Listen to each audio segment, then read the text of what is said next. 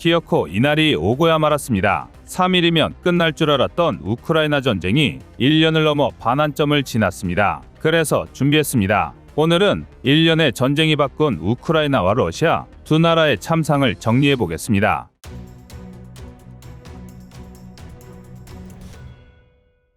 러시아 연방 소속 투바공화국의 한 노파가 정부로부터 찐만두 한 봉지를 받았습니다. 이 만두는 노파의 아들이 우크라이나 어딘가에서 푸틴의 욕심에 의해 전사한 대가였습니다. 아직도 일각에서는 러시아라는 초강대국이 총력을 다하지 않았기 때문에 우크라이나가 승기를 잡았다고 주장합니다. 푸틴의 주장대로 우크라이나 전쟁은 특수군사작전의 일환이며 러시아 내부에서는 국경 분쟁 이상으로 생각하지 않는다는 건데요. 맞는 말일 수도 있습니다. 여전히 모스크바, 상트페테르부르크 같은 대도시의 러시아 국민은 일상을 유지하고 있습니다. 전쟁의 영향은 분명하지만 아직은 수백 킬로미터 떨어진 남의 나라 이야기입니다. 그러나 이건 어디까지나 러시아 대도시에 국한된 풍경인데요. 무자비한 동원령의 여파를 직격으로 맞은 투바공화국처럼 소수민족이 살고 있는 러시아 변방에서는 사회가 박살나고 있습니다. 전쟁에서 돌아온 귀환병들로 인해 범죄율은 폭증했고 러시아 법원은 처벌을 남발하면서 사회에서 이들의 흔적을 지우고 있습니다.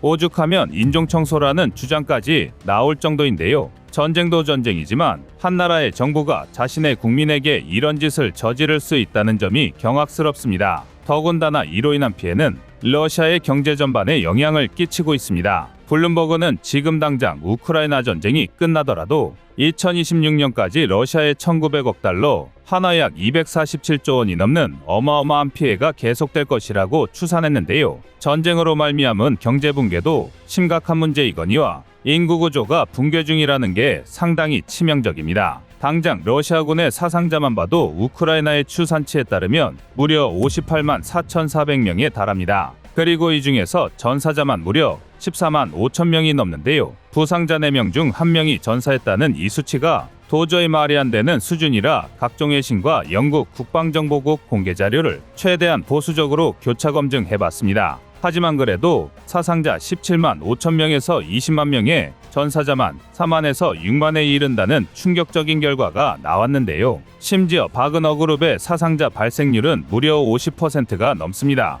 동원병이든 죄수병이든 심지어 정규병이라 하더라도 우크라이나 전쟁에 참전했다가 아무런 외상 없이 돌아온다는 건 하늘의 별 따기나 마찬가지인 상황인데요. 여기에 장갑차 등 기계화 장비는 6,593대가 파괴되었고 전차는 3,350대, 자주포 등 포병체계는 2,342대가 파괴되었습니다. 지상무기체계 한정으로는 침공동원 물량의 100%가 파괴된 건데요. 실제로 궁지에 몰린 러시아군이 이번엔 공중전력까지 사용을 늘리고 있다는 첩보가 입수되었습니다. 러시아군은 지난 2022년 130대 이상의 회전익기와 전술기를 손실하면서 전선 후방에서 제한적인 임무만 수행했는데요. 그러나 러시아군은 지상병력의 손해가 극심해지고 더는 화력 우위를 선점하기 어려워지자 공중전력을 다시 한번 전장에 투입하고 있습니다. 하지만 우크라이나군이 이를 가만히 두고 볼 리가 없는데요. 애초에 러시아군의 무차별 폭격에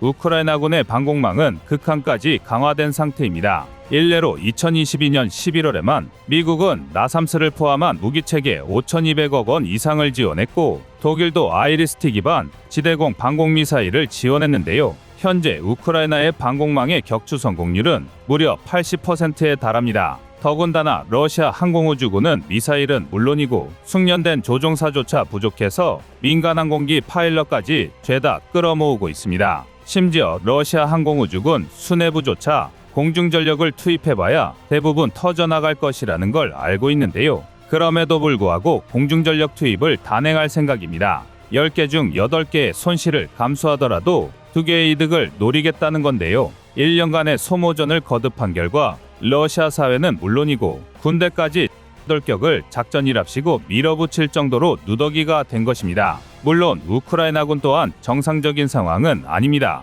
양측의 선동전이 치열한 만큼 우크라이나군이 정확한 수치는 밝히지 않고 있지만 최소 10만 명 이상의 사상자가 발생한 것으로 추정됩니다. 승리 이외의 결과는 생각할 수 없을 정도로 절벽 끝까지 몰려 있는 건 우크라이나 또한 마찬가지입니다. 이러니 문자 그대로 병사들을 갈아넣는 러시아군의 정신나간 방식이 근소하나마 우크라이나군을 상대로 먹혀들고 있는 건데요. 바그너그룹이 공개한 바흐무트 전황 정보에 따르면 바라스코비우카와 베르이우카 사이의 고속도로를 차단했고 야이드네 마을 북쪽까지 교전 범위를 확대했습니다. 또한 동쪽에서는 결국 바튜티나 거리까지 진격했고 남부에서는 오피트네 주거 지역까지 점령하는 데 성공했습니다. 이제 사실상 바흐무트의 남은 희망이라곤 없어 보이는데요. 그나마 우크라이나군 입장에서 다행인 건 부울레다르 사수에 성공하면서 러시아군의 바흐무트 점령도 빛이 발했다는 것입니다. 지난 영상에서도 말씀드렸지만 러시아군은 부울레다르에 4개 여단 병력을 들이부었지만 결국 점령에 실패하고 말았는데요. 러시아군이 이렇게까지 부울레다르에 집착하는 이유는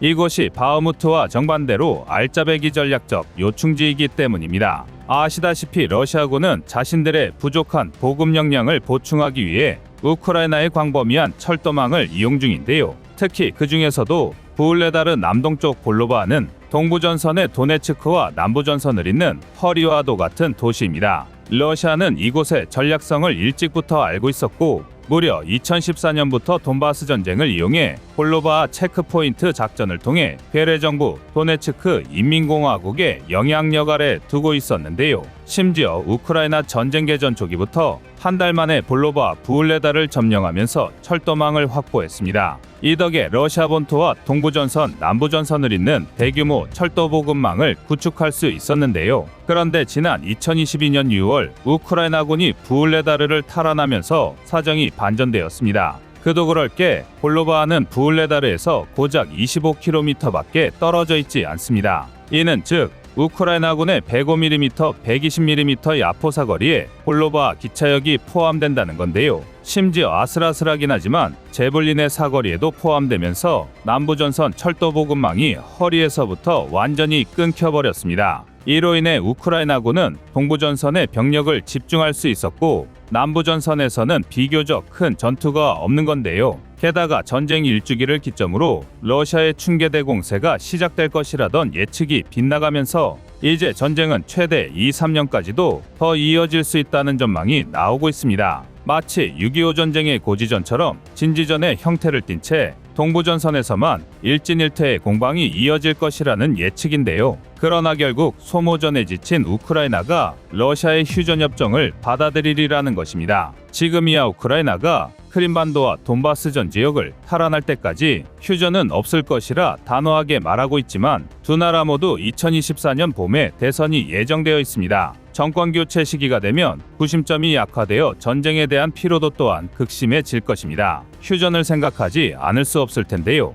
러시아로서는 시간만 끌면 소기의 목표를 달성하는 셈입니다. 현재 러시아의 1차 목표는 도네츠크주, 루안스크주, 헤르손주, 자포리자주를 점령하는 것입니다. 썩 만족스럽진 않아도 지금의 땅을 점령한 상태에서 휴전한다 해도 손해볼 게 없다는 건데요. 그리고 10년, 20년 정도 나라 안팎의 상황을 재정비하고 우크라이나를 재침공하면 그만입니다. 결국 우크라이나가 올봄을 어떻게 보내느냐에 따라 전쟁의 구군이 걸린 셈인데요. 우크라이나 전쟁 1년, 부디 우크라이나가 침략자를 몰아내고 적법한 그들의 영토를 모두 회복하길 바라겠습니다. 이상 꺼리튜브였습니다. 안녕하세요, 꺼리튜브입니다. 여러분의 가부나 성원에 힘입어 군사무기에 관심 없는 분들도 쉽게 이해하실 수 있는 대한민국의 육해공 군사무기의 숨은 비하 이야기를 책으로 엮었습니다. 하루 종일 검색해도 절대 찾을 수 없었던 비밀스러운 내용을 이제 책으로 만나보세요.